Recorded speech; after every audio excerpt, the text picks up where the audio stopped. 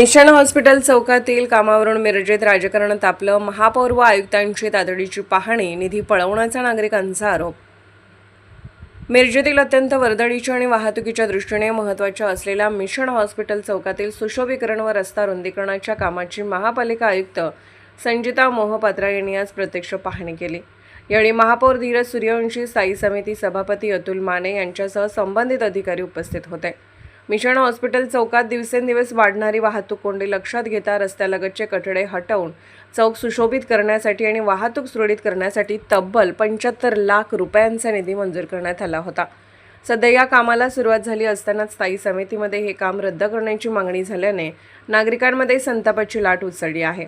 स्थानिक नागरिकांनी तीव्र नाराजी व्यक्त करत मिरजेचा निधी सांगलीकडे वळवण्याचा डाव काही पदाधिकारी करत आहेत, असा गंभीर आरोप केला आहे. आधीच या चौकात प्रचंड वाहतूक कोंडी होत असून रस्ते रुंदीकरण, अतिक्रमण हटवणे आणि नियोजनबद्ध विकासाची गरज असताना सुरू असलेले काम बंद करण्याचा प्रयत्न होत असल्याने नागरिक संतप्त झाले आहेत. विशेष म्हणजे मिरजेच्या विकासासाठी मंजूर झालेल्या कामांनाच मिरजेतील काही लोकप्रतिनिधी विरोध करत असल्याने शहराच्या विकासात अडथळे निर्माण होत असल्याची नागरिकांची चर्चा आता उघडपणे सुरू झाली आहे.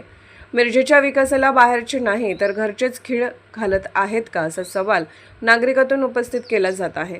या ठिकाणी चौकातील कुपवाड रोड लगत विद्युत ट्रान्सफॉर्मरमुळे वाहतूक कोंडीमुळे नागरिक, रुग्णवाहिका आणि विद्यार्थ्यांना दररोज त्रास सहन करावा लागत असताना प्रशासनाने कोणत्याही दबावाला बळी न पडता काम पूर्ण करावे, अशी मागणी स्थानिक नागरिकांनी केली आहे.